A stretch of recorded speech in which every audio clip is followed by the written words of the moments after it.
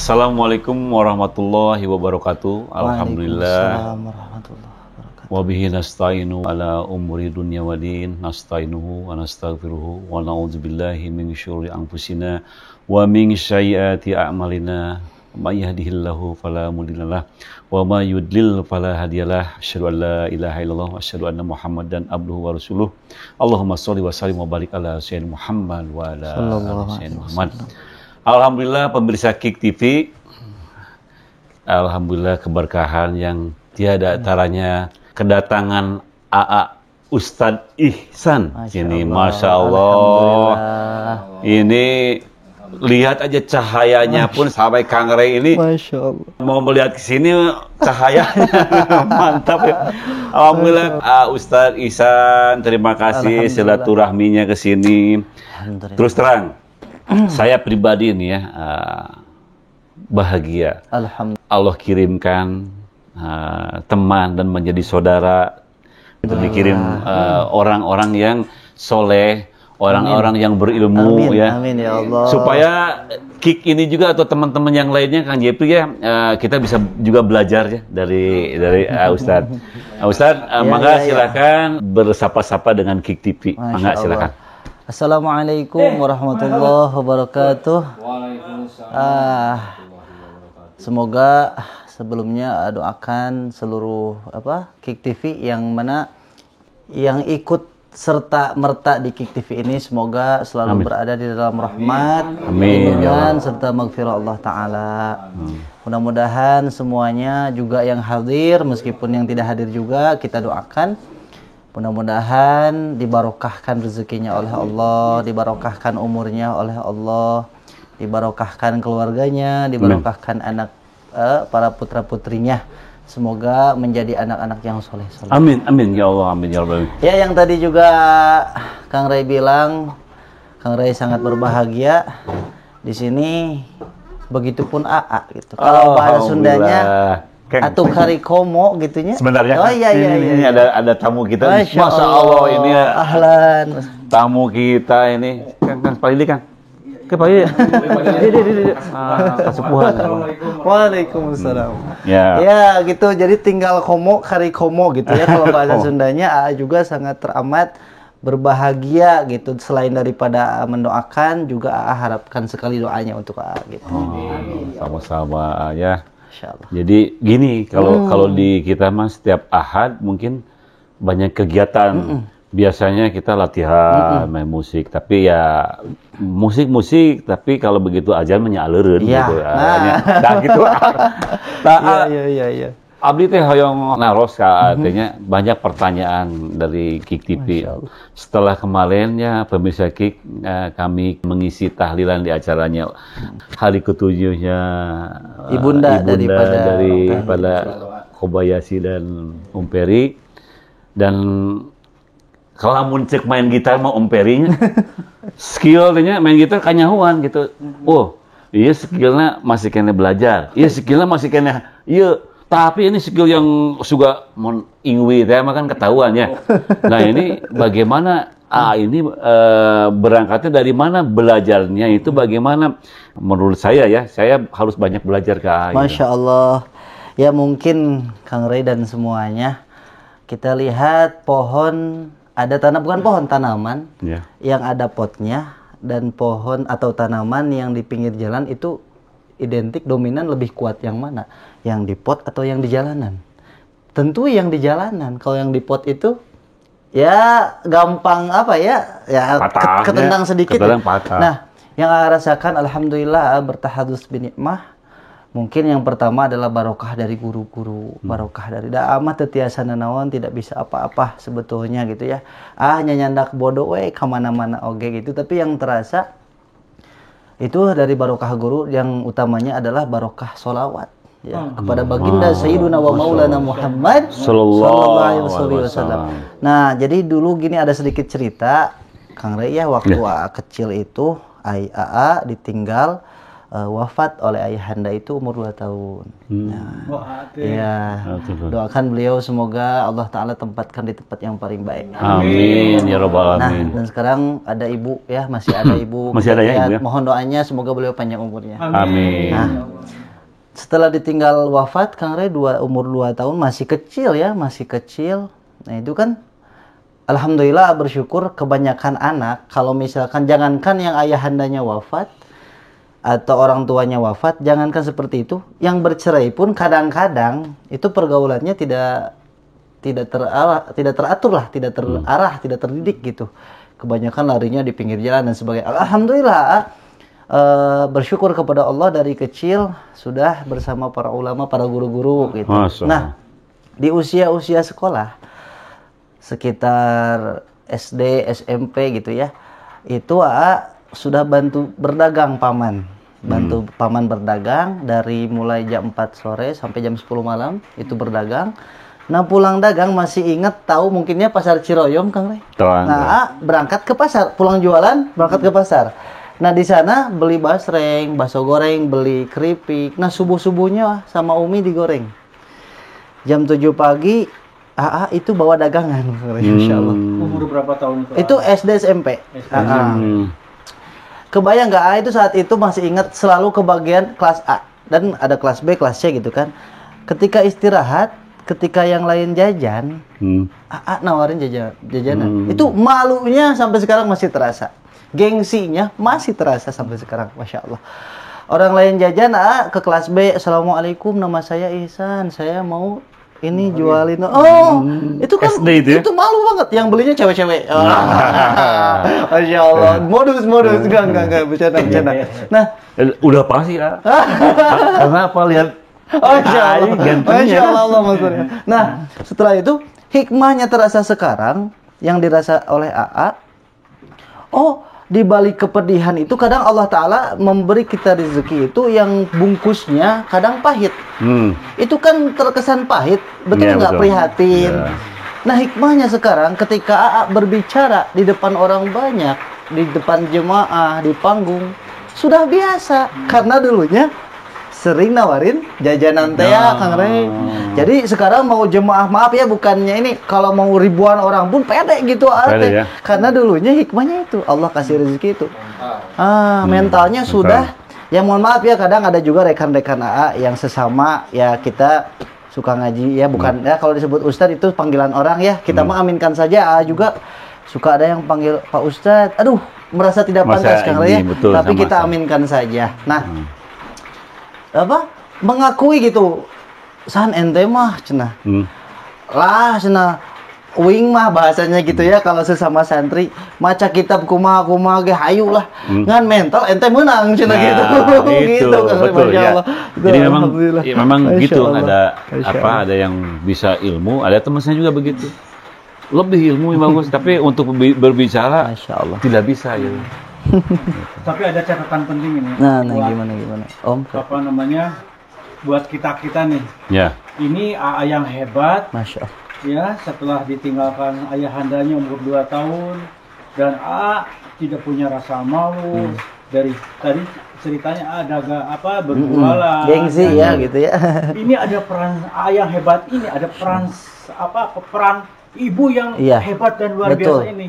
Yang saya pikirkan itu bagaimana tuh membentuk karakter AA itu seorang ibu. Ka teh tong eraan, tong apa tuh kan?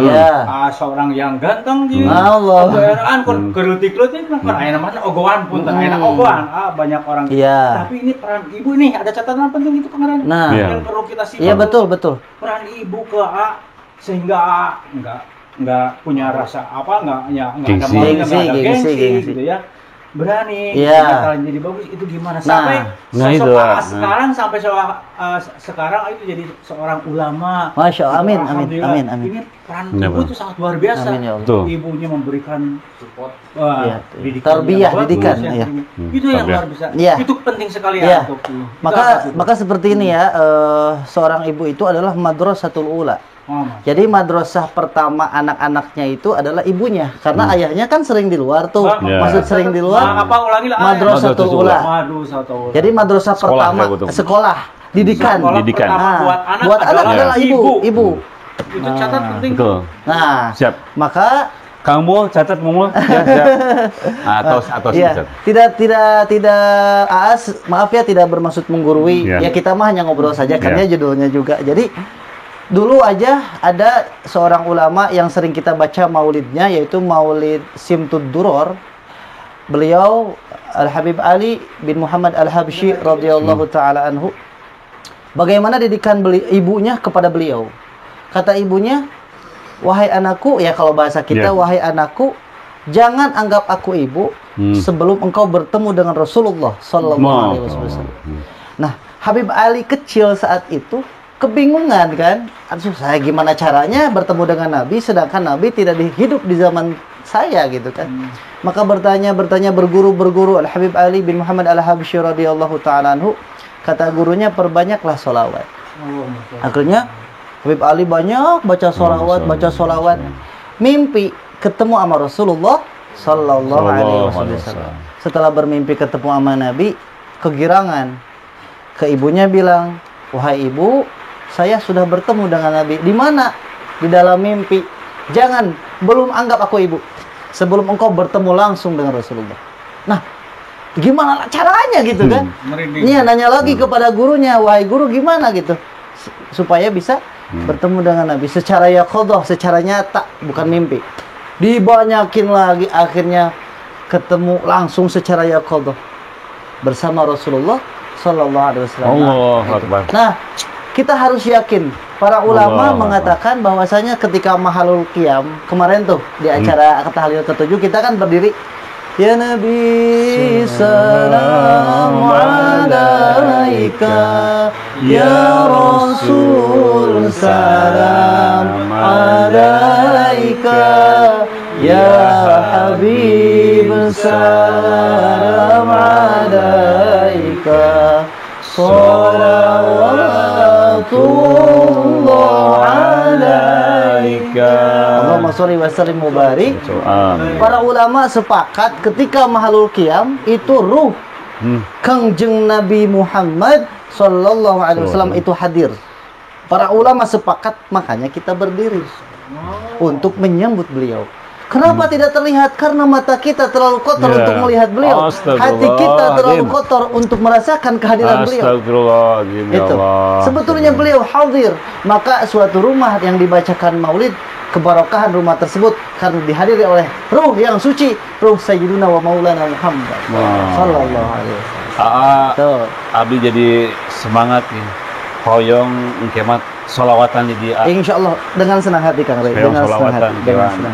Karena berita hoyong sumpingan Rasulullah. Karena dulu ya, ini pemirsa Kik TV ya. Dulu saya main musik ya. Waktu pertama ya, seneng lagu-lagu di Purple A. Saya ngefans sama di Purple A sampai dipajang-pajang si potol di Blackmore teh abit ya. Di Beatles, simpan di Beatles. Bener. Nah, kalau ada Scorpion, wah, si Klausman teh jadi idola dulu tehnya. Tapi memang ya bisa mereka itu menjadi idola tidak bisa menolong kita. Tapi Rasulullah dengan akhlak yang mulia sallallahu alaihi wasallam ini bisa menolong kita dengan syafaat. Betul. Masya Allah. Mulia sekali, dasar sekali. Wah, keren lah. Pokoknya nggak bisa speechless. Habisan kata-kata ya Kang Ray. Ya, maka dari itu kita harus bersyukur. Pemirsa ya bilangnya. Pemirsa Kik TV.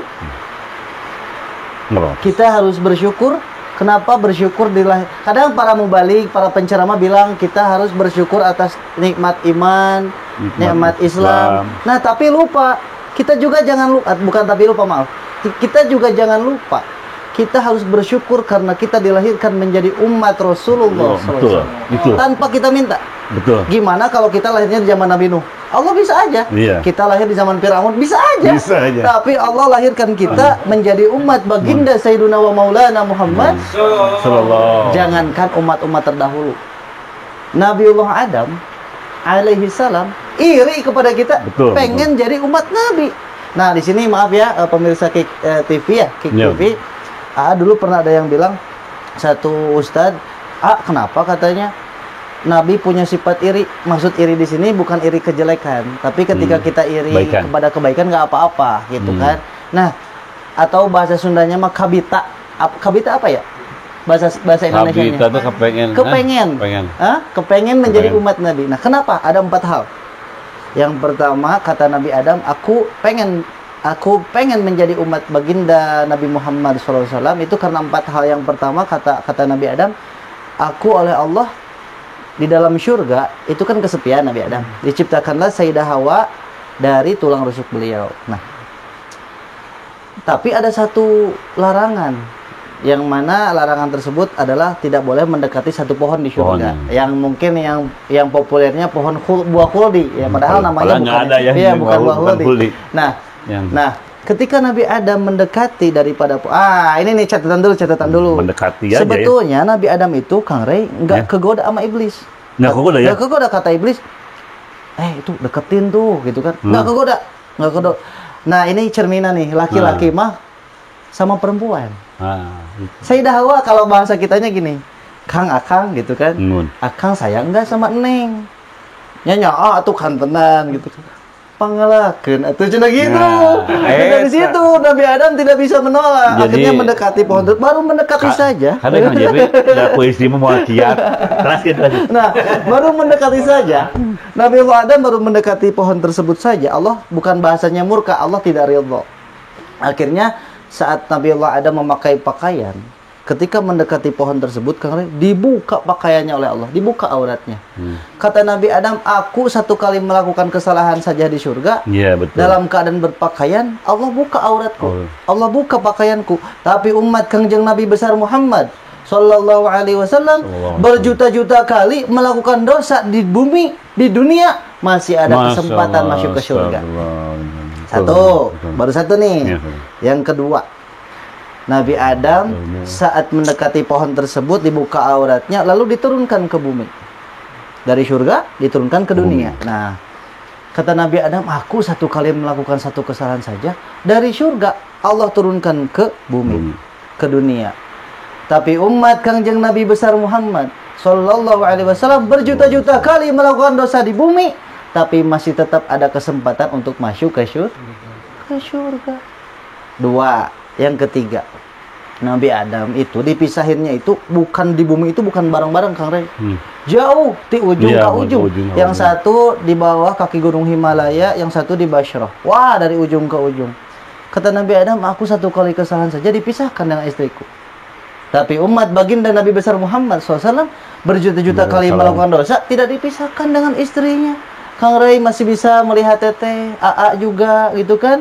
Yang lainnya masih ataupun sudah bisa dengan istri dengan hal seperti Jeffrey, tapi masih bisa melihat anaknya, masih bisa bertemu dengan teman-temannya, sahabat-sahabat yang soleh. Itu Nabi Adam aja satu kali kesalahan dipisah. Satu kali kesalahan. Kita mah. Nah, yang terakhir Nabi Adam berdoa, Rabbana zalamna anfusana wa illam taghfir lana wa tarhamna lanakunanna minal khasirin. Nabiullah Adam alaihi salatu wasallam berdoa itu dikabulkannya itu di kota Mekah. Jadi Nabi Adam itu ratusan tahun, bahkan beliau dalam riwayat mengatakan Nabi Adam itu sampai tidak berani melihat ke atas langit karena malu kepada Allah. Ratusan tahun baru dikabulkan di mana? Di Mekah. Ya. Tapi kita mah Kang Rey nggak usah ke Mekah mau taubat di rumah, mau taubat di majelis, di masjid. Insya Allah oleh Allah diampuni. Allahu Akbar. Kita beruntung ya. Dan ketika Nabi Adam diampuni dosanya itu di bulan Muharram. Iya. Di tanggal 10 Muharram itu Nabi diturunkan 10 Muharram. Jadi di dalam 10 Muharram tuh banyak kejadian-kejadiannya. Nabi Yunus keluar dari itunya, Nabi Muhammad. Nabi Nuh. Nah, coba ceritain cerita sedikit ya, karena memang yang bulan Muharram ini memang dahsyatnya kan termasuk Arba'atul Hurum ya. Bulan yang dihormati oleh Allah. Betul. Tidak ada dosa kecil. Salah satunya tidak ada dosa kecil, karena dosa kecil pun dilipat gandakan di bulan ini mah. Maksudnya dosa juga dosanya dilipat gandakan. Gitu. Sok ceritain mungkin Punten jadi ngerjain terus ya. Enggak senang kita dan catatan ya, bukan menggurui ya karena ya. Sambil ngopi ya. lah tuh ngopi. Baru sampai 2 ya. Yang mana? 4, udah 4. Udah 4. Udah 4. Bismillah ditampi. Bismillahirrahmanirrahim. Alhamdulillah. Alhamdulillah. Bismillah. Alhamdulillah. Alhamdulillah. Bismillah. Alhamdulillah. Barusan bisa. Ini ilmu ya. Ilmu dari Aisan barusan ketika minum ini sunahnya saya langsung ngopi langsung. Bismillahirrahmanirrahim. Alhamdulillahirrahmanirrahim. Bismillahirrahmanirrahim 3 kali. Sunnah. Masya Allah. Bismillahirrahmanirrahim. Dan diawali dengan Bismillah setiap tegukan akhirnya Alhamdulillah. Alhamdulillah. Bismillah. Alhamdulillah. Bismillah. Nah ini tontonan yang menjadikan edukasi. Saya merinding. Ya Allah. Karena Aisan ini memang untuk sholawat itu lamun cek urang mah udah piawainya. Untuk sholawat bagi saya ya. Bagi saya. Ceritain lagi tadi di bulan Muharram tuh Arba'atun Hurum itu bagaimana nih? Iya. Arba'atun Hurum. Tapi tadi mau bahas dulu dikit tentang minum ya. Minum dulu. Kenapa apa-apa kita ngobrol. Ini mau jadi gini ya. Muhammadan. Ketika kita ngobrol agama, abdi mah bari sabarajame kiat. Alhamdulillah. Kiat mana soka? Masya Allah. Nah, kenapa harus ganjil? Jadi harus ganjil. Minum itu harus ganjil. 3, masih aus 5, masih aus 7, masih aus 9 gitu kan. Dan setiap tegukan diawali dengan basmalah, diakhiri dengan hamdalah. Bismillahirrahmanirrahim. Alhamdulillah. Kenapa? Ada faidah. Kata guru kami Abuya, ya, kata Abuya. Masya Allah. Kata beliau, ya, dalam satu keterangan juga menjelaskan bahwasanya orang yang minumnya ganjil lalu diawali dengan basmalah dan alhamdulillah, itu faedahnya tubuh kita ini nggak mau diajak maksiat. Masya Allah. Nggak mau. Betul. Fadilahnya tubuh kita nggak mau diajak maksiat. Nggak mau. Rasakan saja. Ketika istiqomah seperti itu, istiqomah nggak mau badan. Nanti juga akan terasa. Coba aja. Puntennya ada yang ngajak minum khamr, kita nggak mau. Kita malah ada timbul geleh dan benci untuk keburukan nggak apa-apa. Asal jangan benci orangnya saja. Ada orang mabuk nih, nggak nyaman kita gitu. Itu dari faedah yang tersebut. Tapi ke orangnya kita tetap hormat, jangan deh. Dan cuma ke akhlak yang jeleknya kita boleh benci. Nah, baik tadi ya bulan Muharram. Nah, kan di masyarakat kita Kang Ray suka ada bubur tanggal 10 Muharram ada bubur Muharram, bubur Asyura. Nah, kenapa sih? Kenapa sih harus ngebubur gitu kan? Wah, beda. Nah, tidak dicontoh. Memang betul. Mau ganti nama aja. Ya. Jadi gini. Dulu itu, nah, Nabi Allah Nuh alaihi wasallam kan masuk bahtera tuh, masuk kapal itu kan. Makanya Nabi Nuh itu disebutnya Nabi Adam kedua. Nabi Adam kedua karena kan populasi manusia saat itu punah. Banyaknya punah karena banjir kan. Nah, yang hanya ikut itu adalah orang-orang yang ikut taat kepada Nabi kepada Allah kepada Allah, dan wasilahnya Nabi Nuh ikut, bahkan istri beliau nggak mau. Anaknya nggak mau, Kanan nggak percaya. Nah, kita ini adalah turunan-turunan beliau. Itu sepupu-sepupu kita. Itu sepupu-sepupu kita. Sepupu-sepupu entah kita ada turunan Nabi Nuh mungkin di sini atau ada dari pengikut beliau, kan kita nggak tahu Allah. Yang jelas itu adalah orang-orang tua kita. Karena saat itu habis gitu kan, banjir. Nah, saat keluar dari kapal, udah keluar dari kapal, kan lapar tuh.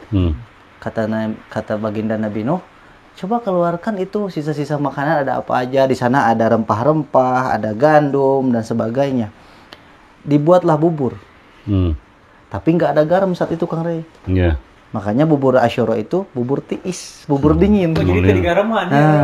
Mengingat dulu itu teh mengenang, jadi memperingati lah, menghormati, mengenang gitu perjuangan Kangjeng Nabi Nuh alaihi wasallam seperti itu. Makanya ngebubur nggak apa-apa.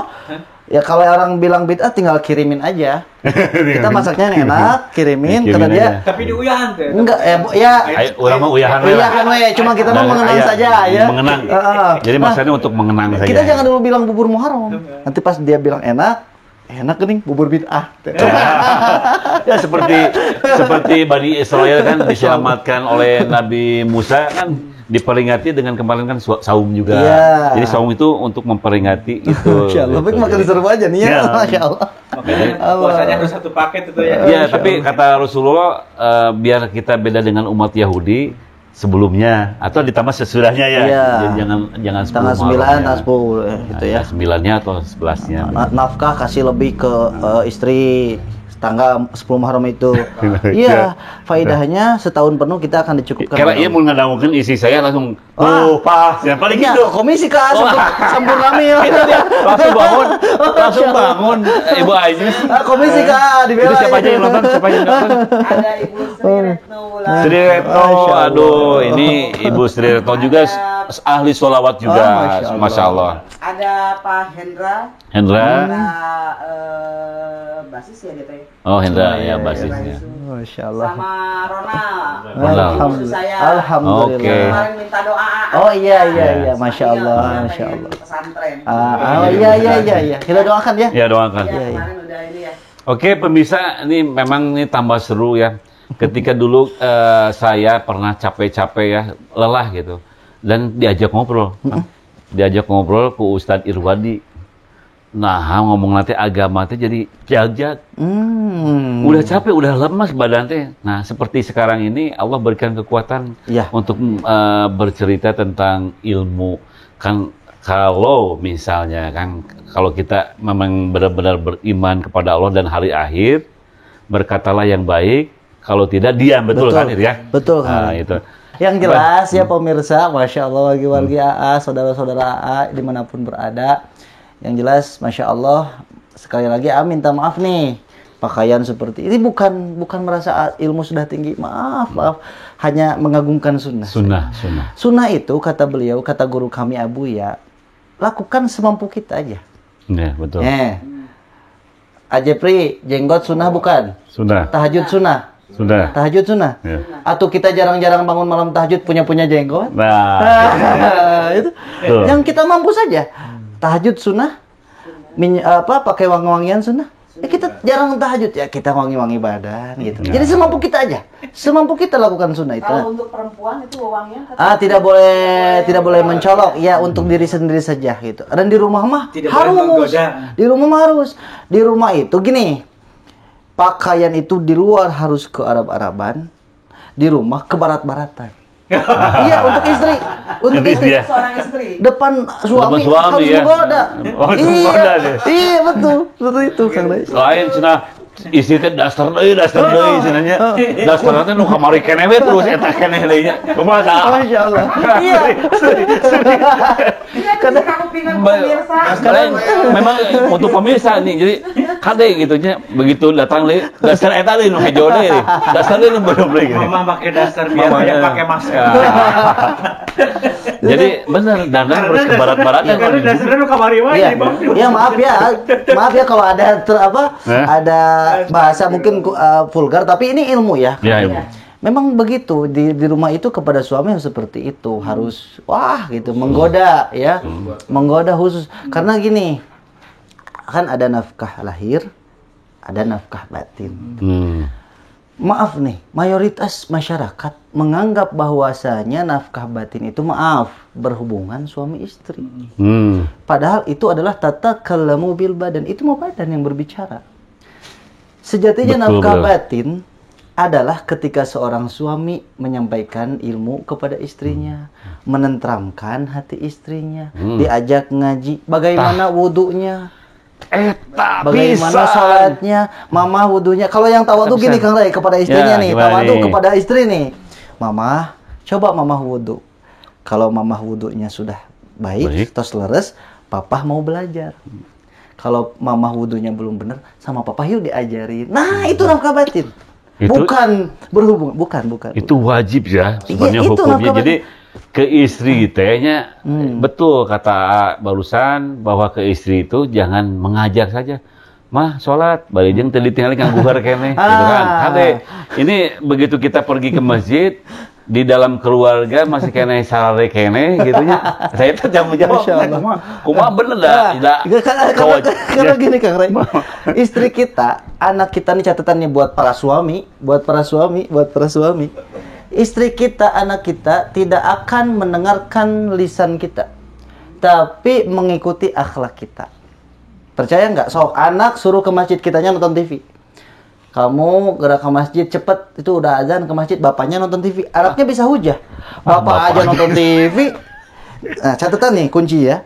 Istri dan anak kita tidak akan mengikuti lisan kita, tapi mengikuti perbuatan kita. Coba dicontohin, malu sendiri, Kang Rey. Betul. Coba dicontohin, malu sendiri. Betul. Bukan ngomong aja kita ke istri, oh kamu bukannya sholat, bapak aja ngopi gitu kan. Nah itu seperti itu. Gitu Cina Jeb. Masya Allah.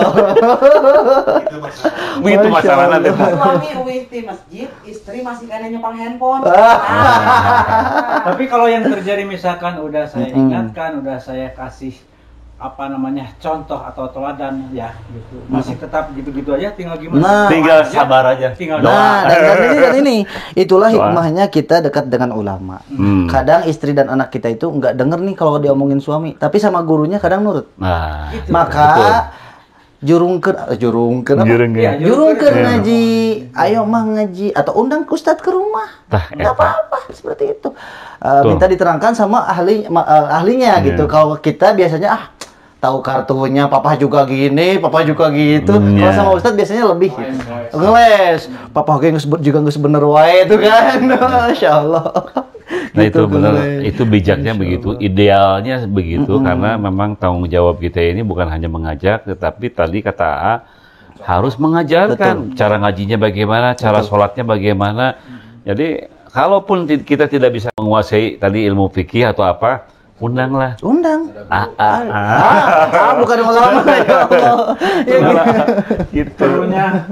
Keterlibatan orang ketiga, orang yang berilmu. Karena kalau misalnya ya sudah barang tentu siapa yang nggak sayang misalkan ke anak, ke saudara, betul. Ke ahli-ahli gitu kan. Betul. Kita udah nyontoin, kita udah memberikan nasihat, tapi terkadang masih kayaknya kok diabaikan. Itu perlunya orang ketiga yang berilmu. Katanya ulama. Kadang ada yang tanya ke kenapa saya di rumah tangganya selalu pas ya wae berantem terus gitu kan.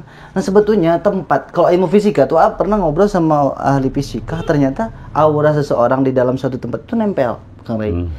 Jadi kalau di rumahnya tuh berantem terus, jadi bawaannya datang ke rumah itu panas. Tanyakan kepada diri kita, apakah di rumah kita dibacakan ayat suci Al-Quran? Allahu Akbar. Kata Abu ya, kalau pengen nggak berantem terus, Pak Ustadz, senada abi teh usaha kerjaan, uang ada, kok saya berantem terus? Coba benerin sholat sama istri, berjamaah gerak di rumah, sok berjamaah. Nah, sekalipun para asatiz, para ustadz itu kan ngimamin di luar, coba sekali-kali imamin juga istrinya gitu loh. Maaf ya, ya pengguru ya. Betul. Coba di luar terus, coba imamilah istri, coba benerin sholat kita dengan istri, insya Allah. Misalnya tahajud bareng, imamin, tahajud bareng, itu sunnah ya, di rumah. Begitu bangunin, yang asalnya kita takut kan kalau belum nikah takut ke air gitu kan. Sekarang ada istri, itu nggak nafkah batin di situ. Tapi memang nanti juga ditambahin, dijelaskan lagi. Memang yang saya amati, yang saya pelajari gitu ya, dan yang saya rasakan, biasanya ya orang itu, perilaku orang atau misalkan kehidupan orang itu baik dan buruknya tergantung sholatnya, benar atau tidaknya. Betul. Kadang-kadang sholatnya, dia rajin kok sholat, punten misalkan, tapi kelakuannya kok gini. Saya bilang itu bukan kelakuannya ini, kayaknya sholatnya nggak bener nih. Sekarang kayak boga perasaan gitu, punten nih. Hal ini kumata cara meluruskan. Yang pertama. Sholat yang bagaimana? Kadang-kadang ya saya banyak melihat, aduh sayang kok kenapa gini kan, karena saya selalu sama Kang Rey, Om Jeffrey juga selalu berkata-kata, saya mengedepankan dan membesarkan masalah yang dibesarkan itu adalah masalah akhlak. Oke, itu pertama, pertanyaan nomor 1, dan saya juga bertanya yang keduanya mungkin hampir sama, nanti mungkin jawabannya ya. Nah ini bagaimana orang yang berani melawan ke orang tua? Menurut saya juga sama, mungkin sholatnya juga belum benar, atau ngajinya juga mungkin tidak ya, karena sholatnya belum benar, mungkin ngajinya pun barulah ngaji, sebenarnya sholat belum benar. Apakah itu asumsi saya benar nggak? Soalnya banyak terlihat gitu ya, ya di negeri entah berantah di sini mantunya. Jadi yang jadi pertanyaan saya, kenapa gitu seorang anak bisa berani melawan kepada orang tuanya yang mengandung orang tua ini keberkahan bagi anaknya. Itu aja. Baik, bismillah ya. Yang pertama sholat. Bagaimana, apakah sebetulnya tidak ada hubungan antara akhlaknya dengan sholatnya? Sholat aja itu mah kewajiban gitu ya. Akhlak. Namun gini loh, kita ini harus cari guru yang bersanad. Jangan asal memilih guru, hati-hati nih ya. Kita harus hati-hati memilih guru, ilmunya dari mana gitu kan. Apalagi nasabnya bagus ya, seperti Masya Allah. Guru kami Abuya, beliau ayahandanya, kakeknya beliau itu para wali Allah. Lalu sanad keilmuannya sudah jelas ya. Carilah guru-guru yang sanad keilmuannya jelas, dekat dengan para ulama. Nah, yang pertama kuncinya adalah dekat dengan orang-orang baik. Gini, ada rambutan yang murah 10.000, yang hitam-hitam tuh Kang Rey. Hitam-hitam yang masam itu kebanyakan asem. Ada rambutan yang bagus yang harganya mahal. Rupiah. Ini rambutan yang jelek yang 10.000 sekilo. Ada rambutan Aceh Kang Rey. Itu rambutan Aceh itu sampai 60.000. 60.000 harganya. Lu baru harganya amis. Gini. Ini rambutan yang 10.000 yang asem, yang hitam-hitam. Mungkin nggak di dalamnya ada yang manis, ada yang bagus, satu atau dua. Mungkin. Nah, sekarang yang 60.000 ini, yang bagus-bagus, yang merah, merah merona, pikabitaan. Mungkin nggak di dalamnya 1-2 ada yang hitam, ada yang masam. Mungkin. Nah, rambutan yang murah, ada yang mahal di dalamnya, ada yang bagus. Akan terbawa murah harganya. Karena bersatu dengan siapa? Dengan rambutan yang jelek. Kita pun hidup seperti itu. Masya Allah. Kita misalkan merasa diri kita, aduh saya belum dosanya banyak, saya masih belum beres sholatnya. Dekatlah sama orang-orang soleh. Akan terangkat derajat kita. Nah, yang sekarang di rambutan yang bagus-bagus, ada 1-2 rambutan yang jelek. Harganya ke bawah mahal nggak Kang? Ke bawah mahal. Nah, ketika kita dekat dengan ulama yang makomnya luar biasa, yang ke bawah wangi. Iya, betul. Dan nanti di akhirat tadi aja sebelum ini dimulai, Kang Rey cerita tuh dekat dengan polisi, ya kan? Di mana ada apa-apa kan gampang, betul. Itu baru di dunia loh. Bagaimana nanti di yaumil kiamah ketika kita kesusahan, payah, ada ya di padang mahsyar itu ada yang keringatnya semata kaki, ada yang segini, ada yang berenang ditulum. Ketika kita dekat dengan para ulama yang soleh, kita bisa minta syafaat. Jauh kepada Nabi. Para Nabi SAW itu kepada siapa dulu? Kepada para keluarganya, para ahlul bait, para habaib, ya. Lalu kepada para wali Allah, kepada ulama. Kita punya guru nyantel. Kereta nih, yang depan ada mesinnya. Yang depan ada mesinnya. Masya Allah. Kita meskipun di belakang nggak punya mesin, yang paling butut, yang jelek, yang ekonomi kelasnya, yang maaf bau pesing mungkin. Tapi nyantel kepada ulama yang ada mesinnya, nyampe. Betul kan, seperti sekarang ini aja Kang. Saya, Kang Peri, Kang Jepri, itu kan bawa kaset. Enak. Angger Terus terus saya kobayasi itu. Jadi kan bawa kaset. Jadi emang Kang, ini nyambung dari pembicaraan barusan. Ya, betul. Imah punten heureuy. Iya, emang begitu. Nah, betulnya ada yang satu ikhlas kan, semua jadi guru ikhlas. Kan kalau di kampung saya dulu kan kecil ngaji. Ayo itu cenah rek bor lagi kan orang pengajian, orang tabaruk. Sampai ceritanya. Gitu kan? Tabaruk teh ngalap berkah. Betul. Ngalap berkah. Kan ari berkah teh apa tuh? Ziyadatul khair, bertambah-tambah kebaikan. Nah, itu. Cukup. Makanya dengan artinya tabaruk ngalap berkah teh minimal orang teh geus bodo ilmu, bodo pengetahuan dan sebagainya. Atuh deket-deket tabaruk ngalap ilmu ke berkah. Ari ngadoa orang teh berkah. Ari berkah-berkahan di jauhan. Kang Rey selalu bilang keberkahan kedatangan AA, keberkahan. Amin. Sebetulnya AA yang mencari barokah di sini. So, gini aja kenapa AA suka nganuhunkeun kepada jemaah nuhun yang sudah hadir. Karena AA bisa ngobrol agama gini, mungkin karena ada ini banyak orang. Belum tentu ketika sendiri di kamar, belum tentu kan? Maka kita semakin menguntung mutualisme. Iya, saling menguntungkan kita ini gitu. Jadi mah judulnya aja yang mimpin, kadang mimpin pengajian, judulnya aja yang mimpin. Padahal sama aja, cuma beda tugas gitu aja. Nah itu. Nah yang tadi kita evaluasi ya kemarin ya. Kemarin tahlilannya di mana kan saya baru di Cipaera di rumahnya Bunda. Itu pertama ya maaf ya saya bawa alat-alat ini gitu ya marawis gitu setelah ini saya setelah pas sholawat gitu di duk gitu ketika itu seperti apa ya rame itu segitu rame ya enggak seperti rame membayangkan bagaimana itu Tol Al-Badru pas Tol Al-Badru membayangkan bahwa itu Rasulullah ya waduh itu merinding apalagi ketika bercerita tentang Al-Qamar siapa kemarin? Al-Qamah ya. Al-Qamah ini itu yang harus diceritain yang pertanyaan yang tadi saya pengen diceritakan lagi juga buat pemirsa. Karena ini memang berkaitan sekali banyak orang-orang yang sekarang ya maaf ya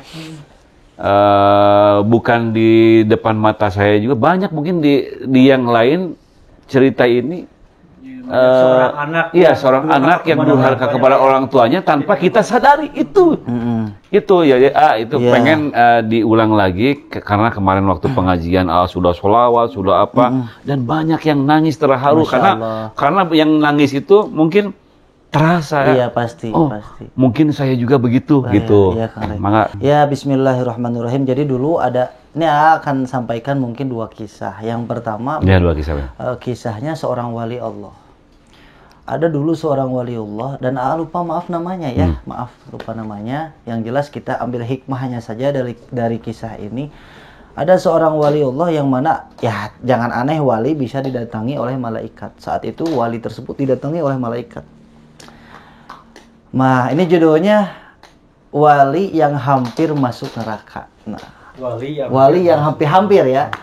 Jadi malaikat Jibril datang kepada wali tersebut, wahai wali Allah, kamu percuma sholat ibadah kepada Allah itu karena saya melihat, kata malaikat tersebut, saya melihat di Lauhul Mahfuz, di catatan amal itu kan kelihatan takdir orang di Lauhul Mahfuz itu, kamu ini adalah ahli neraka. Wali tersebut itu adalah ahli neraka. Di catatan. Iya, di Lauhul Mahfuz itu. Kata wali tersebut, saya tidak peduli. Mau neraka bagian saya, mau surga bagian saya, yang penting Allah ridho. Kaget malaikat mendengar keikhlasan wali tersebut dalam beribadah. Jadi nggak peduli nih, kalau orang udah ikhlas nih, Kang Rey, ibadah mau dapat surga mau neraka, bodoh amat. Yang penting Allah ridho. Ini Masya Allah ya, ini makom sudah luar biasa. Ketika balik lagi itu malaikat ngecek kepada Lauhul Mahfuz, ternyata sudah menjadi ahli surga. Datang lagi, wahai wali Allah, wahai ulama Allah, engkau sekarang dicatat jadi ahli surga. Saya jawabannya tetap sama, saya nggak peduli. Yang penting Allah ridho, mau surga neraka bagian saya, yang penting Allah ridho. Kata malaikat gini, bukan, kamu mau tahu enggak? Gitu kan, apa yang menyebabkan kamu dicatat menjadi ahli neraka saat itu? Tidak tahu. Tahu nggak sebabnya? Nggak tahu. Mau tahu, kata malaikatnya. Ingat nggak waktu remaja, kata malaikatnya, Kang Rey, waktu engkau usia remaja, itu kan rumahnya tuh 2 lantai, Kang Rey. Ibunya di bawah, ini remaja, ini wali saat remaja di atas.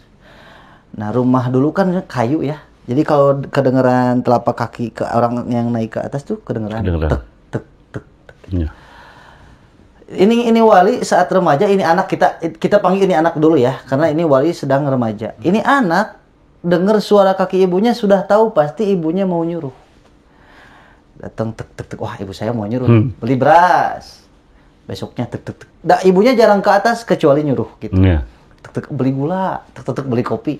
Suatu hari ini anak sedang merem gitu kan. Merem, dengar suara kaki ibunya. Ini anak tetap merem. Ketika ibunya buka pintu, anak saya lagi tidur. Padahal ini orang tahu ibunya mau nyuruh. Mau nyuruh meremnya. Cuman perem aja dicatat ahli neraka sama Allah. Karena ini anak apa? Ini anak sudah membohongi ibunya. Padahal tidak. Punten Kang Ray, padahal ini kata AA ya, menurut versi AA ini anak mah tidak niat ngebohongin, cuman pereman hungkul gitu. Nggak niat bohong kok. Kalau niat bohong ngumpet gimana? Ini cuman gini doang. Ibunya lihat, oh anak saya lagi tidur. Nggak jadi nyuruhnya, maka Allah catat jadi ahli neraka. Bagaimana dengan kita? Yang terang-terangan membohongi ibu kita. Masya Allah. Yang uang SPP dibalikin udah. Kamu osok gitu kamu. Baheula. Iya enggak? Ya contoh. Uang SPP kadang mah bayar mau renang. Uniko mah mau padahal enggak renang. Mah mau renang kemana? Cara abi asa kaemutan. Mamahnya kan namun YouTube suka dimamakeun. Mama hapunten ya abi sok unikonya dihapunten mama. Masya Allah. Mumpung emut. Hapunten omat mama kadang hapunten abi. Terus insyaallah mama memaafkan. Catat mau hendak kada dihapusi tanya. Kan kitu ari dosa mah kada pas diemutan. Iya betul. Langsung betul. Karena ya. Jadi ini wali Allah dicatat jadi ahli neraka karena apa? Membohongi ibunya. Padahal kata kita, menurut kita apakah itu membohongi? Kan tidak niat bohong, hanya permisi. Nah, bagaimana dengan kita tinggal introspeksi aja? Bagaimana dengan kita yang terang-terangan membohongi ibu kita? Yang membentak, melotot, banting pintu kadang. Itu realita yang nyata. Apalagi ya melawan lagi sambil menunjuk-nunjuk ya. Berdiri. Nah, makanya dari salah satu adab ketika orang tua kita duduk, kita kan suka suntangan kan gini. Ya. Nah, jangan gini. Tapi kita duduk dulu. Nah, suntangannya gitu. Itu harus lebih rendah ya, ayah. Ibu kita lagi berdiri, kita jangan gini. Ibu kita berdiri ya kita sambut. Masya Allah ibu. Gitu. Nah itu ya. Nah, lalu ada satu kisah lagi Kang Ray. Ya. Satu kisah yaitu Sahibul Alqamah di zaman Nabi. Nah, itu. Kalau di zaman Nabi berarti pangkatnya sahabat. Sahabat. Nah, Masya Allah maaf. Kalau apa? Maaf. Jadi Bismillah, ada dulu salah satu kisah dari Sahibul Alqamah. Alqamah ini adalah seorang sahabat Nabi. Catat yang pertama, sahabat Nabi. Lalu seseorang yang hafiz Quran, hafal Quran 30 juz di kepala beliau. Iya. Nah, jadi posisi rumahnya itu kalau pulang itu harus lewatin rumah ibunya. Karena jalannya ke situ. Nah, kebiasaan Alqamah kalau bawa makanan selalu mampir ke rumah ibunya. Kalau bawa makanan pasti mampir. Suatu hari ini Sahibul Alqamah ini bawa satu kantong. Itu di dalamnya bukan makanan. Ibunya lihat di jendela. Mungkin ibunya menyangka bahwa itu makanan. Buat dikirim ke ibunya. Padahal mungkin entah kunci motor kalau kita sekarang apa gitu kan. Bawa kunci L, yang gitar. Gitu kan. Nah, kata ibunya, anak saya bawa makanan. Ditungguin sama ibunya. Pasti ngirim nih. Kalau ibu-ibu sekarang mungkin lagi digoreng dulu atau lagi dijemur dulu. Di Arab ditungguin. Nah, catatan ya, Sahibul Alqamah tidak berniat menyakiti ibunya. Ibunya sakit hati. Ketika ibunya sakit hati, tibalah ajal daripada Sahibul Alqamah. Bagaimana ketika sakaratul mautnya beliau? Kulit menghitam legam.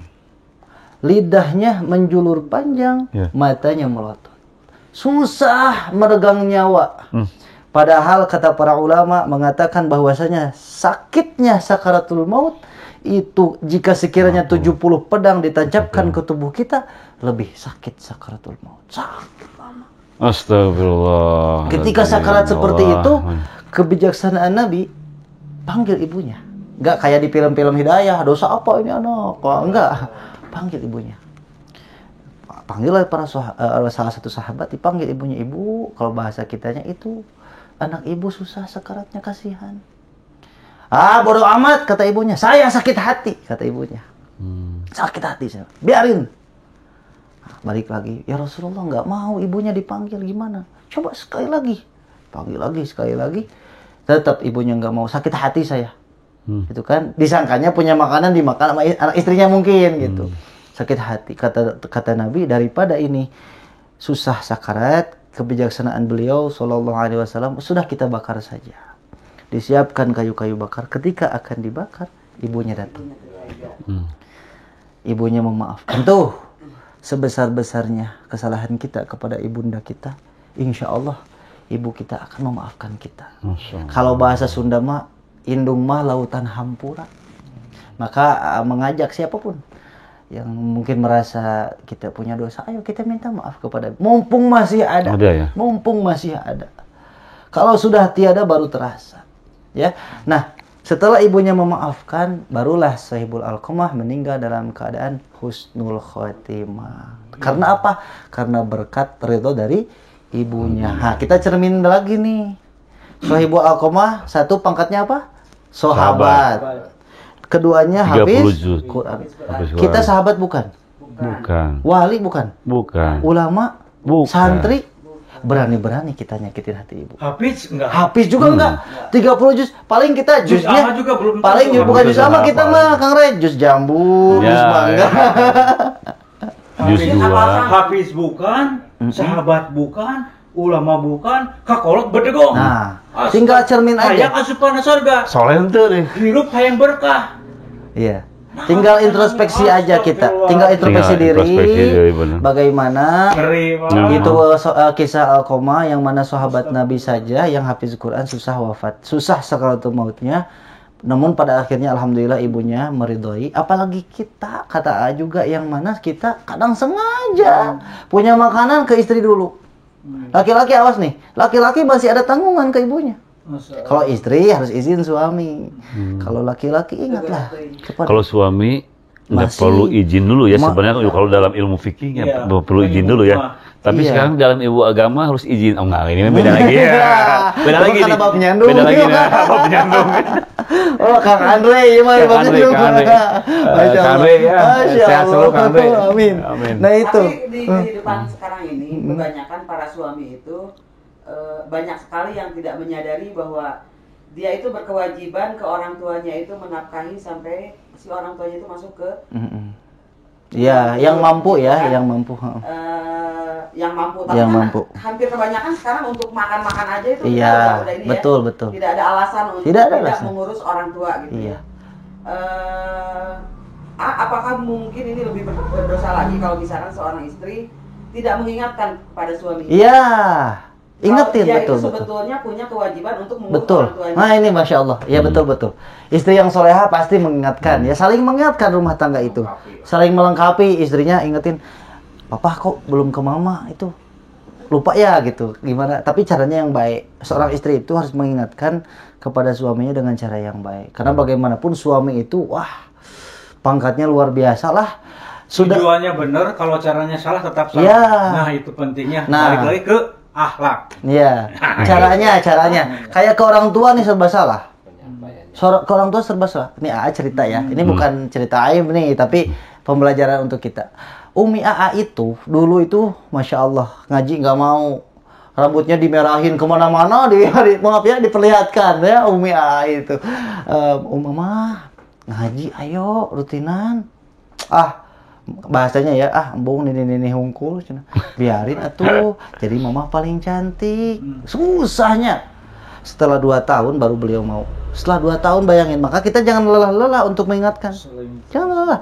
Mungkin 100 kalinya belum, 101 kalinya turun hidayah dari Allah. Harus Gitu. terus. 5 kali 3 kali bosan. 5 kali itu kan udah bosen. Itu begitu Kang Ray. Jadi ya mudah-mudahan yang masih ada nih, yang masih ada orang tuanya, ayo kita minta ridho ibu. Kita minta ridho ibu, kita minta. Masya Allah doa ibu itu setara dengan 70 wali. Doa 70 wali. Dahsyatnya doa. Ulangi ya. Masya Allah. Doa seorang ibu itu setara dengan doanya 70 wali Allah. Masya Allah. Gini, nih doa ibu kemarin saya silaturahmi dengan Ibu Anyus ya ke ibu.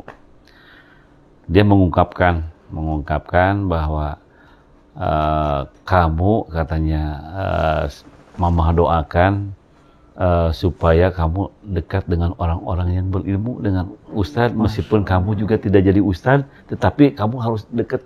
Mama doakan selalu dengan orang-orang yang soleh. Tadi malam diomongkan, alhamdulillah doa itu terkabul. Seperti Allah. sekarang Saya ini. sama istri saya. Tangan lu lah. Enggak, Masya Allah.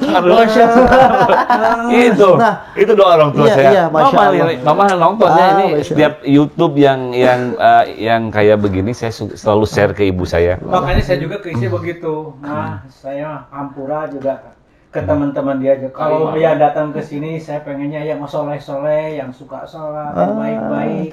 Nggak mau lah kalau ke sini juga misalkan ngomong apa namanya yang sia-sia, semuanya harus berladang pahala. Saya bilang Yang gitu sia-sia aing gitu. Gitu.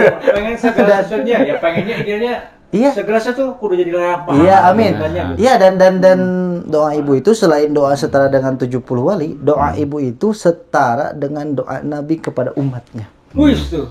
Makanya ini ibu-ibu nih, ke ibu-ibu nih, kalau lagi kesel sama anak nih, wargi-wargi Kik TV ya, kalau lagi kesel sama anak tuh hati-hati ucapannya.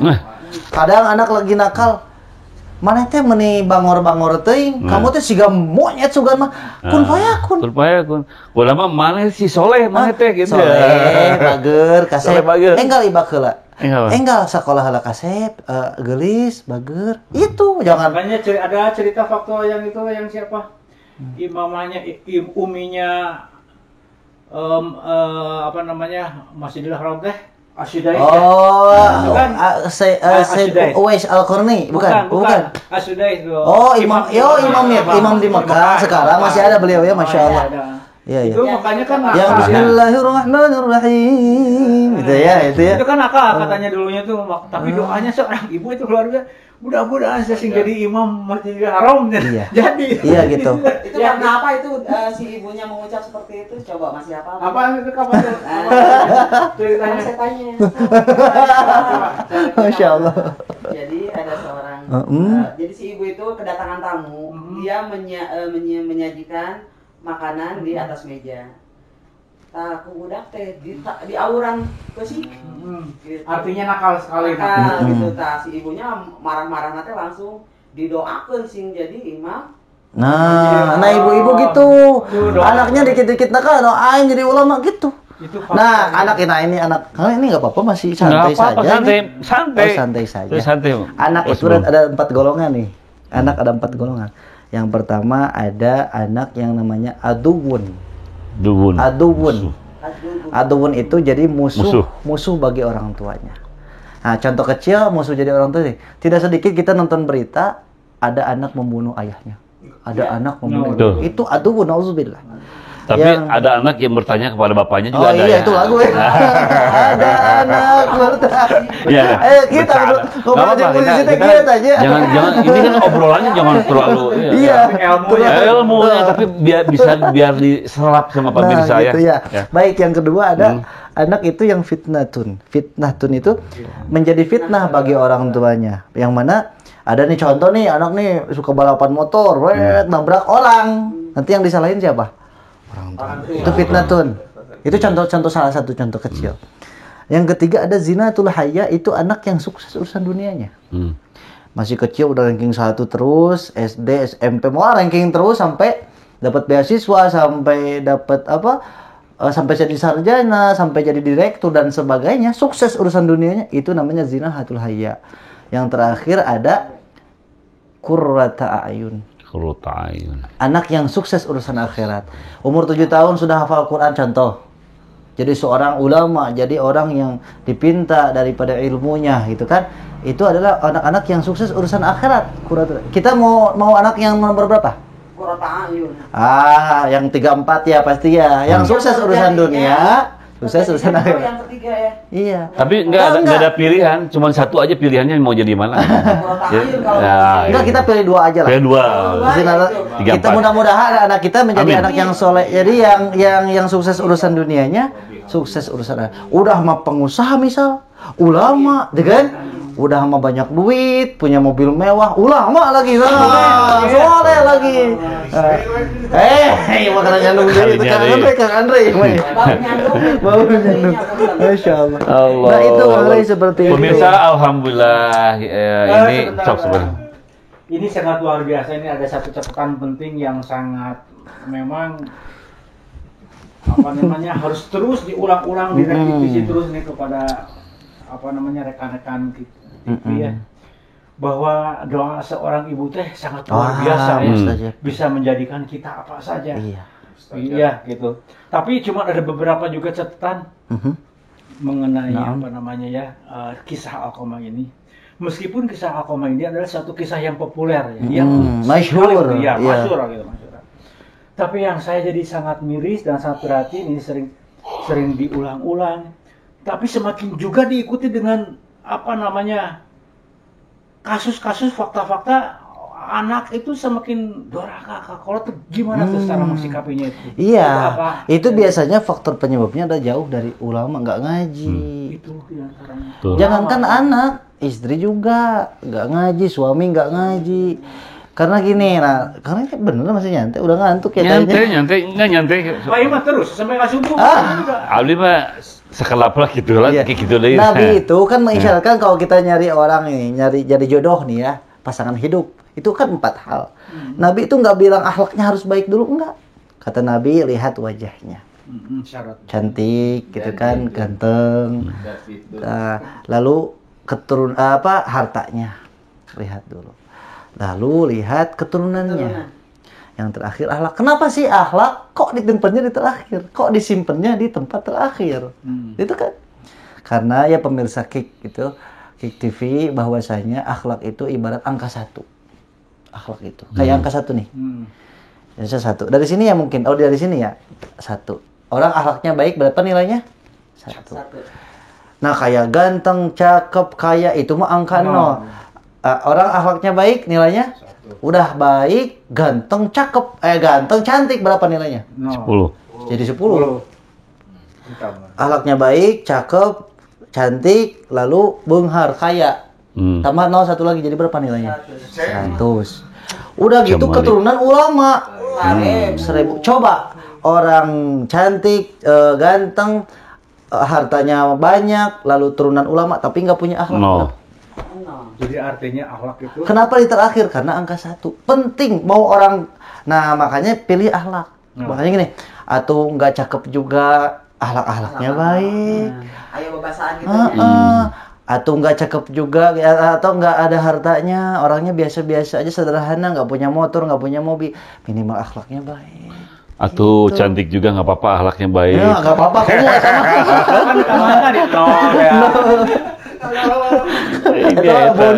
bonus. Nah gitu Kang Ray, apalagi ya, ada nih satu lagi yang mau saya sampaikan ya, nggak apa-apa ya. Silakan. Karena ini tuh jadi memojokkannya tuh ke arah rumah tangga nih gitu ya. Tadi anak, istri, suami gitu. Ya. Nah, ini rumah tangga. Episode itu dulu aja biar nanti next lagi ya. Enggak apa. Terus saya dulu mengalir ya. Nah, mantap. Paling enggak suka.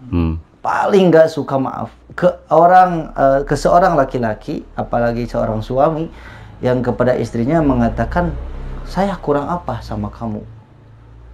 Papa kurang apa sama mama?" Kurang cicis. Kata istrinya, "Papa teh geus mah kurang kasep, kurang duit, nyebutkan kurang naon." Itu kan.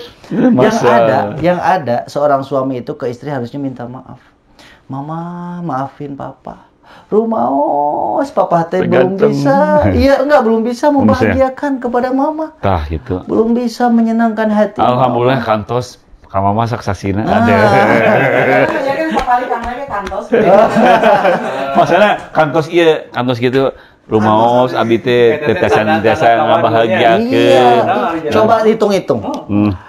Istri kita nih, kalau istri kita nyuci itu kalau laundry berapa sekilo? Belum ngelahirin, ngurus anak berapa babysitter. Belum masak, pintar masak beliau. Beliau pintar masak. Belum malamnya ngadonan gitu kan. Ini kalau kita bayar berapa? Gitu kan? Iya, betul. Karena bayar berapa? Kita harusnya minta maaf, bukan malah saya kurang apa. Saya kurang bahagia. Saya banyak kok. Itu kan banyak suami yang mengatakan seperti itu kepada istrinya. Saya kurang apa? Yang ada kita harusnya yang banyak kurang. Kita yang harus merasa. Begitupun istrinya bagaimana? Istrinya? Ya, sekarang kan kalau suami kan papa teh kurang belum bisa membahagiakan. Nah, dari seorang istri ke suami bagaimana harusnya? Istri ini harus menyadari. Kan harus kisah lagi nih, mau kisah lagi kan, kisah lagi ya. Ya. Mau nggak apa-apa kisah lagi? Nggak apa. Harus banyak kisahnya. Harus banyak kisah. Nggak amat tukang ngadongeng gitu. Iya. Ngopi deui ya. Ngopi ya. Bismillah kali ya. Bismillahirrahmanirrahim. Alhamdulillah. Alhamdulillah. Ajib, masya Allah. Kisahnya ada di dalam kitab Uqudul Jen ya. Di dalam kitab Uqud ya. Ada satu itu rumah tangga ya, rumah kitab tangga, rumah tangga ini. Nah, ini kalau ada yang mau belajar kitab rumah tangga ada kitab Uqudul Jen. Kalau ada yang belajarnya bersenggama ada kitabnya Qurratul Uyun. Nah. Bagaimana tata cara senggama? Mau tadi bahas mah jika begitu tunduh. Lain itu jadi cari haru itu. Itu dulu. Nah, sedikit saja. Ini kalau sedang ngadonan, istri kita diganjal bantal seperti ini adalah sunnah Nabi. Istri kita tuh diganjal. Itu masih banyak. Nanti itu mah kalau udah beres ya. Nah, jadi di dalam satu rumah itu 2 lantai lagi nih, Kang Ray. Ibunya di bawah, ada seorang sepasang suami istri di atas. Suaminya ketika hendak keluar rumah bilang ke istrinya, "Wah istriku, apapun yang terjadi, titip jangan kemana-mana. Jangan kemana-mana." Suaminya pergi entah itu berperang, lupa tuh ya. Ini kita ambillah hikmahnya aja, keluar aja. Entah itu berperang atau kasab dan lain-lain muamalah. Nah, ibunya di bawah sakit. Padahal cuma di bawah ya, tinggal turun aja. Tinggal turun. Karena saking taatnya kepada suami. Ini panik, ibu saya sakit sedangkan di bawah, suami saya tidak melarang saya untuk keluar kemana-mana. Lalu mengutus pembantunya, coba. Kan dulu mah ada hamba sahaya ya, ada budak gitu ya, bukan pembantu sih bahasanya, budak gitu kan. Coba tanyakan kepada Nabi, boleh nggak saya ke bawah?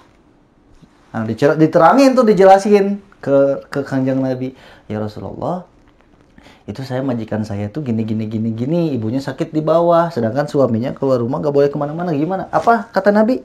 Tidak. Taatilah suamimu. Iya, taatilah suamimu. Sampai ibunya sakit parah, meninggal, sampai dimandikan, disolatkan, bahkan dikuburkan, tidak sama sekali melihat wajah ibunya. Malamnya ini wanita bermimpi, ibunya datang. Kata ibunya, "Nak, terima kasih. Ibu masuk surga gara-gara engkau taat kepada suamimu." Juga deh pas datang teh lari kamu sih ya. Nah, jadi ibunya selamat gara-gara ini istri apa? Taat ke suami. Taat ya, ketaatan. Makanya ibu-ibu harus taat kepada suami. Hoyong lebat surga, pemirsa Kik TV eta pa nu istri hoyong. Upami hoyong lebat surga, taat kepada suami ya. Itu aja cukup. Tapi zaman ayeuna, istri yang taat kepada suami di mata tetangga atau apapun jadi jelek. Gitu ya. Masya Allah. Karena yang nonton ini mendapat pelajaran bahwa tidak semua perempuan yang memang tidak keluar rumah itu mereka tidak mau, tetapi karena ketaatannya kepada suami. Betul. Gitu, meskipun rumah kita dengan orang tua dekat, tapi misalkan kita jarang berkunjung karena belum ada perintah dari suami untuk menengok ibu kita atau bapak kita. Harus taat. Bahkan nggak boleh nolak nih. Awas nih. Istri nolak kepada suaminya, ya nolak ngadonan, Kang. Diajak ngadonan gitu kan, ngadonan. Aduh, tuh disensor mah bisi. Kata istrinya, ini kalau ada istri nolak kepada suaminya, seluruh yang kesinaran sama matahari, hewan, tumbuhan, ikan-ikanan, melaknat itu perempuan yang nolak kepada suaminya. Gak boleh nolak. Melaknat, itu dilaknat ya. Itu yang kesinaran sama matahari, apa? Kamu suami penuh atau di enggak nolak, Kang Ajepi enggak nolak, tapi ngeulur-ulur contoh. Ayo atuh. Kelas sekedap ya. Kagok istrikaan. Ini belum beres, ini itu. Tidur aja kok suaminya. Jadi kesimpulannya si istilahnya harus pasrah ya. Harus pasrah, harus taat. Mau gimana. Tapi dalam tanda kutip selama perintahnya sesuai dengan Allah dan Rasulnya. Maka bahasanya orang tua itu tidak wajib ditaat. Tanda kutip nih. Orang tua tidak wajib ditaat. Maksudnya gimana? Kita ini wajib taatnya itu kepada Allah dan Rasulnya. Gini. Ketika perintah orang tua kita kan tidak wajib ditaat bahasanya. Dalam arti ketika perintahnya bertolak belakang dengan syariat. Kan tidak sedikit. Neng, misalkan nggak usah ngaji lah, kata ke anaknya didik gitu kan banyak. Mau sedekah nggak usah. Nah itu nggak wajib ditaat. Nah dulu Apen pernah sempet dilarang gitu ya. Mau ngaji kan tiap malam tuh Kang ngaji. Kata orang tua, kamu ngaji malam sampai malam kata orang tua. Udah jangan ngaji. Nah, caranya tuh bingung. Gimana caranya saya ini sedangkan perintah orang tua nggak boleh ngaji. Nah, datanginlah guru AA, salah satu guru AA Al-Habib Bagir Syahab di Cibabat. Bib gimana ya kalau ada orang tua tuh ngelarang ngaji? Ente san nggak usah ngelawan. Iya aja, tapi ente berangkat lagi. Nah, nanti suatu hari ente buktiin sama perubahan akhlak gitu.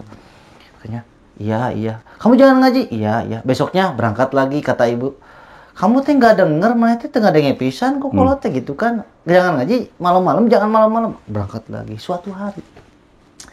Buka Turatibul Haddad, buka Maulid, buka Quran di rumah di kamar. Kencengin, bukan mau ria ya, supaya orang tua dengar. Buka. Bismillahirrahmanirrahim. Fabi'ayyi ala'i rabbikuma tukadziban. Orang tua mungkin dengar di luar. Shadaqallahul azim. Orang tua dengar. Nangis mama. Besoknya kalau nggak ngaji. Nah, kepada orang tua seperti itu. Jadi jangan dilawan. Jangan. Contoh orang tua kita belum sholat. Mama sholat dosa. Nggak boleh. Kita dengan akhlak. Mama, ayo mau bareng misalkan. Kede ya mama lah misalkan lagi sok we talangan heula kan gitu kalau orang Sunda. Ya sudah. Doain orang tua mah gitu. Jangan mama teh dosa itu nggak boleh. Jangan menyakiti hati ibu. Meskipun posisinya kita benar orang tua. Dan catatan terakhir, sejelek-jeleknya, seburuk-buruknya orang tua kita saja sebagai anak harus soleh. Kenapa? Kalau orang tua kita masuk neraka, anaknya ke surga bisa dijahit sama anaknya. Ya Allah, itu orang tua saya yang menjadi sebab wasilah saya ada di dunia. Kenapa dimasukkan ke neraka? Saya ke surga, saya tidak ridho, ya Allah. Dijahit. Tapi kalau orang tuanya masuk surga, anaknya ke neraka, bisa dijerumuskan oleh anaknya. Maka orang nawe sing soleh. Sejelek apapun, seburuk apapun orang tua kita, sejelek apapun, sebodoh apapun, kita nawe sing soleh. Gitu wargi Kik TV. Juga masih belajar, kan ingin menjadi anak yang soleh. Amin. Pencerahan yang luar biasa Kang Musadri. Masya Allah, memang ini sangat benar-benar tersentuh sekali dan membuka mudah-mudahan bisa. Amin. Ya itu kan memang kita ini sehari-hari memang diperintahkan oleh Allah dan Rasulnya harus membicarakan kebaikan, kebesaran Allah. Di samping kita beriman dan beramal soleh, ada perintah lain kita berdakwah, menyampaikan wattawasau bihaq wattawasau bisabr. Mungkin ada pertanyaan yang lain dari pemirsa. Mungkin dari Ibu Ainus mana ada pertanyaan? Satu pertanyaan. Ya. Dari Jeffrey ini namanya mungkin mewakili pemirsa Kik TV juga, baik di FB atau di mana aja ya yang nonton. Gimana tip untuk kita tetap istiqomah aja? Kita dulu barusan nggak pakai R ya? Istiqomah atau istiqomah? Istiqomah. Bukan istiqomah ikatan suami takut istri di rumah. Bukan. Dalam ibadah. Oh iya. Bukan istiqomah ya. Nah, untuk istiqomah itu ketika guru AA menerangkan di dalam kitab Ihya Ulumuddin, kita ini jangan, bahasanya itu Sunda ya, tapi mungkin nanti ditranslator aja. Bahasanya itu tong loba mere lolongkrang kana nafsu. Apa sih lolongkrang? Celah. Ruang. Jangan kita ini banyak memberi celah kepada nafsu. Jadi tutup rapat. Nah, kasih contoh ya biar lebih ini. Kita nih waktunya ngaji. Waktu ngaji, misalkan ngajinya itu malam Jumat. Ngaji malam Jumat, hujan. Ya kan? Mau ngaji hujan. Kata kita, nggak akan ngaji dulu Kenapa alasannya? Hujan. Satu kali hati kita diberi apa? Lolong kerang atau celah. Minggu selanjutnya, malam Jumat selanjutnya mau ngaji, hujan lagi. Mau ngaji dulu, nggak akan ngaji dulu, nggak akan ngaji lagi, kenapa? Hujan lagi. 2 celah untuk hati kita, untuk nafsu kita. Sudah 2 kali hati kita diberi celah. Yang minggu ketiga nggak hujan, Kang Ray, tapi ada tamu. Nggak akan ngaji, Ada tamu. Hujan mah enggak, tapi ada tamu. Akhirnya terus-menerus kita tidak akan istiqomah sampai kapanpun. Kuncinya jangan memberi celah kepada nafsu. Contoh bagaimana? Hujan, kan ada jas hujan. Nggak ada jas hujan, ada payung. Nggak ada sama sekali, nggak ada payung, nggak ada hujan. Pakai baju jelek dulu, di bekal yang bagusnya, nanti di tempat majelis kita ikut ganti baju, nggak masalah kok Pak Ustadz. Saya ikut dulu. Iya, kita ikut dulu ya, mau ganti baju, ini baju saya basah. Gimana itu guru kebeli hatinya, Masya Allah, kamu meskipun hujan masih datang ke tempat saya. Kan gitu, ada. Atau nggak hujan Kang Ray, tapi ada tamu. Kamu butuh sama saya? Butuh Kak. Misalkan Kang Ray mau ngaji, ada tamu, kata Kang Ray, kamu butuh sama saya? Iya Kang Ray butuh. Tapi saya mau ngaji, tungguin. Atau mau ngaji kumaha? Nah, tapi kalau kamu pegel nungguin saya, kata Kang Ray, hayu ikut, ngobrolnya di jalan, beres nggak? Beres. Nafsu kita tidak akan diberikan celah atau lolong kerang teh. Insya Allah menjadi orang-orang yang istiqomah. Amin. Susah, yang istiqomah itu sulit. Man istiqomatu khairu min alfi karomah. Istiqomah itu lebih baik daripada 1000 karomah. Nah, yang mudah itu istirahat. tapi betul. Saya tanya ke Kang Jepri. Kang Jepri kan mengalami dulu mungkin pacarannya. Masya Allah. Nah ini akhir hujan kumaha datang tuh kali itu. Apel tuh pasti dipaksakan. Paksa ke kuburan nggak ada masalah. Kita apel.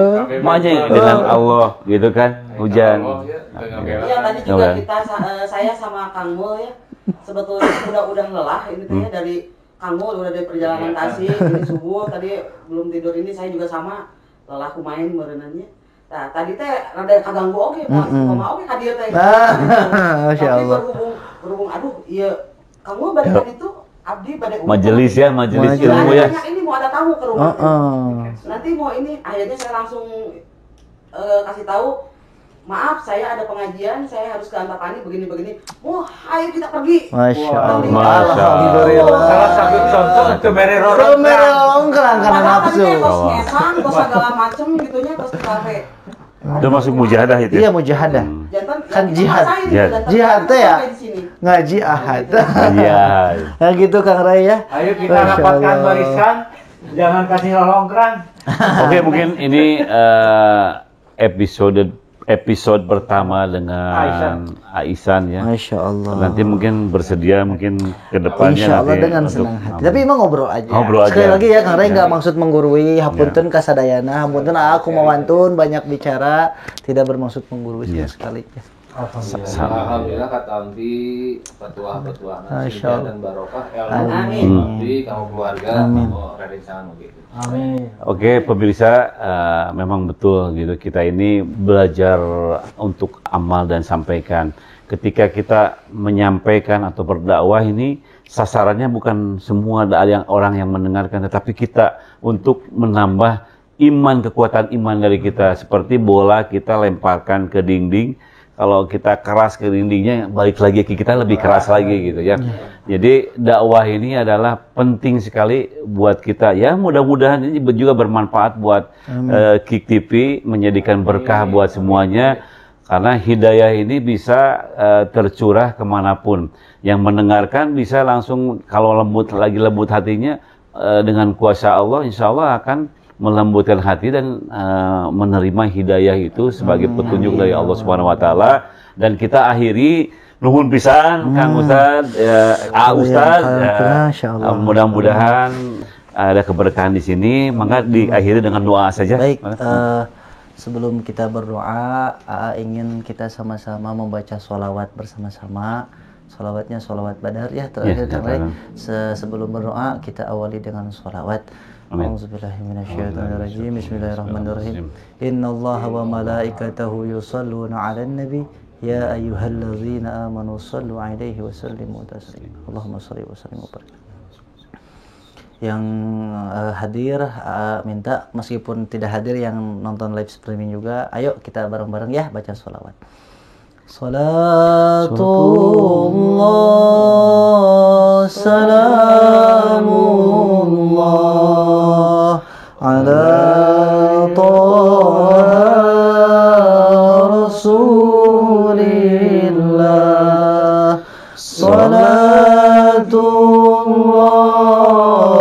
salamullah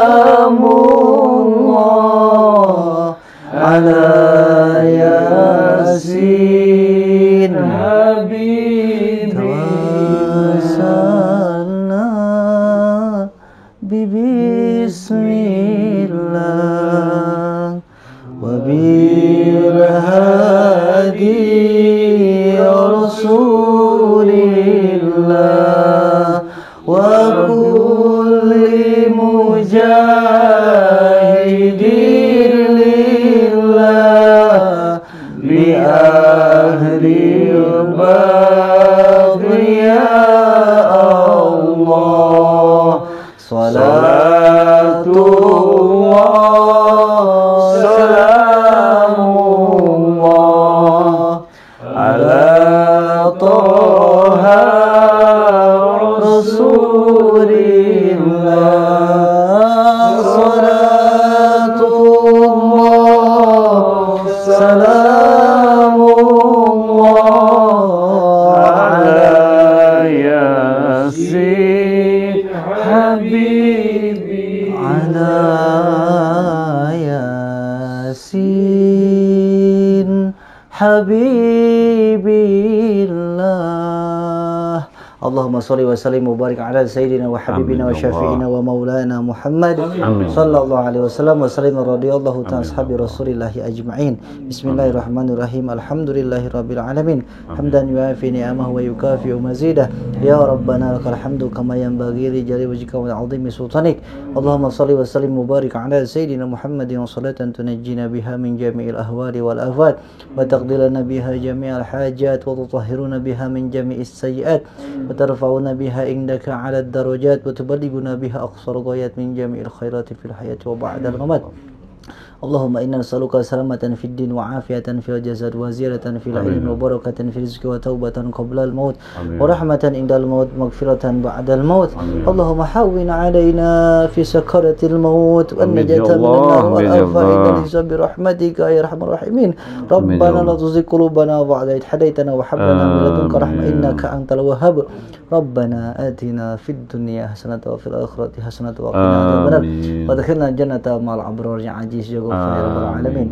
Semuanya ya Allah, ya Allah, ya Rahman, ya Rahman, ya Rahim, ya Rahim, ya Ghaffar, ya Ghaffar, ya Qahhar, ya Qahhar, ya Zal Jalali, ya Zal Jalali wal Ikram, wal Ikram, dengan keagungan dan kemuliaan Kanjeng Nabi Muhammad sallallahu alaihi wasallam. Semoga engkau mengijabah ya Allah segala cita-cita kami, segala harapan kami, segala hajat kami, segala doa kami, khususnya silahkan tundukkan kepala Anda, pejamkan mata, berdoa masing-masing. Hajat kita berbeda-beda.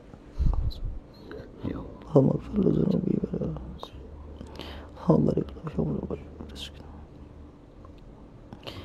Allah, ampunilah segala dosa-dosa kami, dosa orang tua kami, dosa guru-guru kami. Ya Allah, berikanlah kepada kami semua rezeki yang halal, yang berkah untuk bekal kami beribadah. Ya Allah yang maha tinggi, angkatlah derajat kami setinggi-tingginya di dunia dan di akhirat.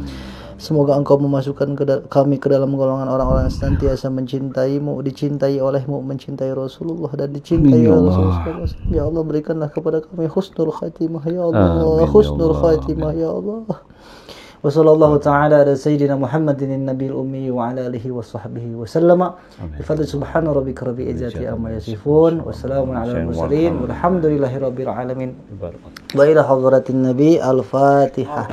A'udzubillahi minasyaitonir rajim. Alhamdulillahi rabbil alamin. Suratul ladzina an'amta 'alaihim ghairil maghdubi 'alaihim. Ucapkan hamdalah bersama-sama. Alhamdulillahirabbil alamin. Subhanakallahumma wa bihamdika asyhadu an la ilaha illa anta astaghfiruka wa atubu ilaik. Subhanakallahumma wa bihamdika asyhadu an la ilaha illa anta astaghfiruka wa atubu ilaik. Subhanakallahumma wa bihamdika asyhadu an la ilaha illa anta astaghfiruka wa atubu ilaik. Amin. Wassalamualaikum warahmatullahi wabarakatuh. Masya Allah. Alhamdulillah. Beres.